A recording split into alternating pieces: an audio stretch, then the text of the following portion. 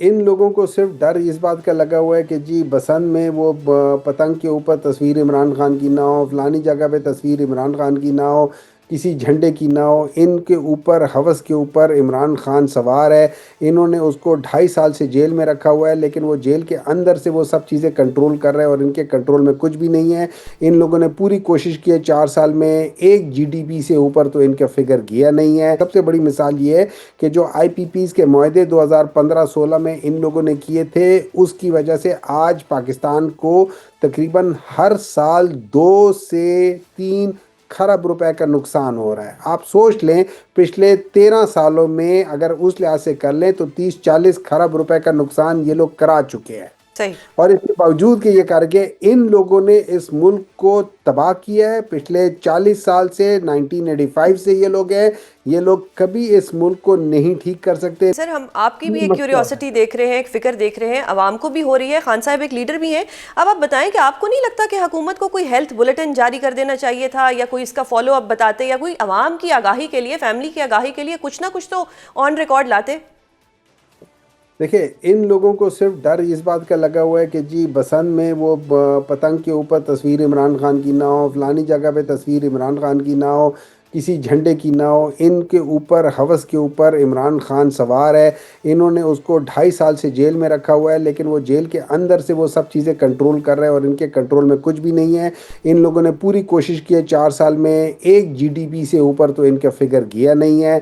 इन लोगों ने लोगों को मकरूज़ फर्दर मकरूज़ कर दिया है। इन लोगों का फर्दर सारी चीज़ें ख़राब हो रही हैं। उसकी बेसिक वजह यह है, जब आप किसी नालायक निकम्मे अनपढ़ बंदे को किसी ऐसी जगह बिठा दोगे कि जिसकी वजह से कोई लोगों को फ़ायदा या नुकसान, तो वो लोगों को बहुत ज़्यादा नुकसान करेगा। और उसकी एक सबसे बड़ी मिसाल ये है कि जो IPPs के मुआहदे 2015-16 में इन लोगों ने किए थे, उसकी वजह से आज पाकिस्तान को तकरीबन हर साल 2 से 3 खरब रुपए का नुकसान हो रहा है। आप सोच लें, पिछले 13 सालों में अगर उस लिहाज से कर लें तो 30-40 खरब रुपए का नुकसान ये लोग करा चुके हैं। सही। और इसके बावजूद कि ये करके इन लोगों ने इस मुल्क को तबाह किया है। पिछले 40 साल से 1985 से ये लोग हैं।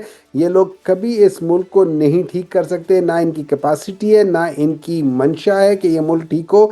ये लोग इस मुल्क से पता नहीं किस बात का बदला ले रहे हैं। इन्होंने पाकिस्तान में चाहे जो मर्जी भी हो, एक दूसरे मुल्क के या दूसरी जगह का नाम लेकर आ गए हैं कि जी हमें तो वो जगह पसंद है।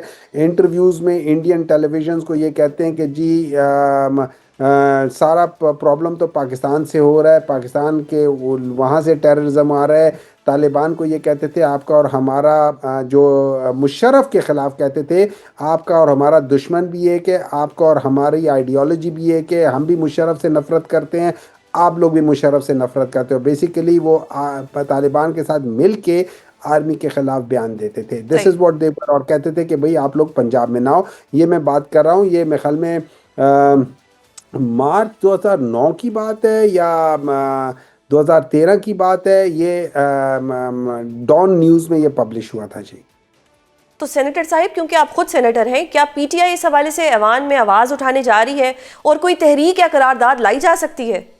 मेरे लिहाज से अगर आप मुझसे पूछे ना, मेरे लिहाज से इन ऐवानों का कोई फ़ायदा नहीं है। ये ऐवान जो है ना, ये बेसिकली अब एक मजाक बन के रह गए हैं। उस ऐवान का जो वक़ार था ना, वो तो इन लोगों ने इन कॉन्स्टिट्यूशनल अमेंडमेंट्स के बाद उसको एक किस्म की, अब जो है ना, जो मर्जी कर ले, इस धुन पे नाचो, उस धुन पे नाचो, और वो लोग नाचते हैं। इन लोगों ने तो उसका वक़ार खुद ही ख़त्म कर दिया है। इन लोगों ने जुडिशरी को बिल्कुल ही एक जैसे सिंध में जो वो लोग नहीं होते जो बिल्कुल ही उनके गुलाम होते, उनकी तरफ पीठ करके भी नहीं कर सकते। हमारी जुडिशरी अब जो है ना एग्जेक्टिव के सामने उस तरीके से हो गई कि वो कुछ डिसीजन जो एग्जेक्टिव कहे उसके खिलाफ कोई डिसीजन ले ही नहीं सकती। सही। इन लोगों ने तबाह करके रख दिया है। इसको आप मुझे एक बात बताएं, उस ऐवान में जाके क्या फ़ायदा, उस ऐवान में उठाने का क्या फ़ायदा।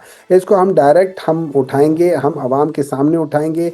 मेरे ख्याल में ये वो चीज़ है जो इनको इनको शायद बहुत भारी गुजरे। सही। सर, ऐवान में फ़ायदा नहीं तो आपको लगता है कि अवाम जो है वो कुछ कर सकेगी? क्योंकि जितनी सख्तियां पीटीआई के लिए फिर आ जाती हैं, दफ़ा 144 लग जाती है, उसके अलावा भी बहुत सी सिचुएशंस ऐसी हैं जो कि ख़राब हो जाती हैं, तो फिर अवाम किस तरह से आप लोगों का साथ देगी? क्योंकि अलीमा बीबी का अगर कल परसों की भी मैं बात करूँ तो इतने लोग नहीं थे अडियाला के बाहर जितना एक्सपेक्ट किया जा रहा था। देखिए, अडियाला के बाल कम ज़्यादा की बात नहीं होती, इन चीज़ों की बात नहीं होती है, लेकिन एक चीज़ है जो ये लोग समझ नहीं रहे, वो ये है कि ये एक नफ़रत दिलों में बढ़ती जा रही है और ये होनी नहीं चाहिए। ये किसी भी मुल्क के लिए ये अच्छी बात नहीं होती है जब यंगस्टर्स के अंदर जो आपका पॉलिटिकल स्फेयर है या जो आपका कंट्रोलिंग स्फेयर है उसके खिलाफ जो है ना, ये नफ़रत दिल में आनी शुरू हो जाए। ये चीज़ ज़रा बहुत बुरी चीज़ है, ये नहीं होनी चाहिए। सही। तो सर मुझे एक चीज़ बताइएगा कि अब खान साहब से मुलाकात तो नहीं होने दी जा रही, उनके सेहत के हवाले से भी डिफरेंट खबरें आ रही हैं, वो हॉस्पिटल भी गए हैं। अब पार्टी क्या करेगी, क्या स्ट्रेटजी होगी, कौन सा दरवाज़ा खटखटाया जाएगा? कल हमारे शो में राना सनाउल्लाह साहब ने कहा था अगर अचक जही साहब हमारे पास आते हैं खान साहब से मुलाकात करने के लिए तो हम उस पर सोच सकते हैं। तो सर अगर फैमिली को नहीं मिलवाया जा रहा कि वो कोई ट्वीट कर देते हैं या कोई ऐसी बात कर देते हैं, तो इस वक्त सिचुएशन ऐसी है खान साहब की हेल्थ के हवाले से, तो कोई न्यूट्रल बंदा चला जाए खान साहब से मिलने, आप क्या कहेंगे इस पे? राना साहब की मशवरे पे आप क्या कहेंगे? मेरे ख्याल से अगर राना साहब जैसे लोग जो बज़ाहिर जब इनको किया था, इनकी मेरे ख्याल में किसी ज़माने में मूछें काटी गई थी और क्या कुछ इनके साथ नहीं हुआ था, और यही काम इन लोगों ने जरदारी साहब के साथ किया था, उसकी ज़ुबान काटी थी वगैरह वगैरह वगैरह। जिस लिहाज से ये अगर इन लोगों को इस बात का एहसास नहीं है तो फिर एक दिन आएगा ये लोग बहुत ज़्यादा रोएंगे, और वो दिन अनफॉर्चुनेटली वो दिन फिर इनके लिए ख़त्म नहीं होगा। तो ये लोग अभी से सोच लें कि इन लोगों ने करना क्या है। ये मुल्क को आगे लेकर चलना चाहते हैं, ये मुल्क के अंदर दुश्मनी रखना चाहते हैं, ये मुल्क के अंदर डेमोक्रेसी रखना चाहते हैं, ये मुल्क के अंदर अथॉरिटेरियन लॉ को लाना चाहते हैं, ये मुल्क के अंदर क्या करना चाहते हैं। दिस इज़ द सही। Decision they have to take सही एज सर, फार और सर मुझे जी। एज फार एज जो इनके जो मेरा ये ख्याल है, इनको चाहिए कि ये अचक जई साहब वगैरह को तो वैसे भी मिलने दें, लेकिन उनकी फैमिली को जाके मिलने दें। ये बहुत गलत बात है, बहुत ज़्यादा घटिया बात है जो ये लोग कर रहे हैं कि वो फैमिली को मिलने नहीं दे रहे। सही। तो सर अब जो 8 फरवरी का एहतजाज है उसमें तो मजीद शिद्दत आएगी, क्योंकि अब तो पीटीआई के हाथ में एक बहुत बड़ी चीज़ लग गई है। खान साहब की जो सेहत है वो बहुत कंसर्निंग इशू है पीटीआई के लिए, क्या कहेंगे आप इस पे? देखिए, मुझे नहीं पता कि उसमें शिद्दत क्या है, उसमें तो पहले भी उसमें होना चाहिए था। मैं 8 फरवरी को बेसिकली जिन लोगों को हम लोगों ने क्या, जिन लोगों को अवाम ने रद्दी की टोकरी में फेंक दिया था, एक कूड़े की तरह निकाल के बाहर फेंक दिया था, अनफॉर्चुनेटली उस कूड़े को दोबारा लाके रख दिया गया है। ये इससे ज़्यादा जुल्म इस मुल्क के साथ क्या हो सकता है? जिसको अवाम रद्द करती है, जिसको अवाम कूड़ा करकट समझती है और उसको बाहर निकाल देती है, उसको आप लाके वापस उधर रख लो। आप सोचें, आपके घर से आपने एक जगह से गंद देखा है, उस गंद को आपने निकाल के बाहर फेंका है, और कोई और बंदा लाके उस गंद को दोबारा आपके ड्राइंग रूम में, आपके डाइनिंग रूम में, आपके लिविंग रूम में रख दे, आपको कितना गुस्सा आएगा?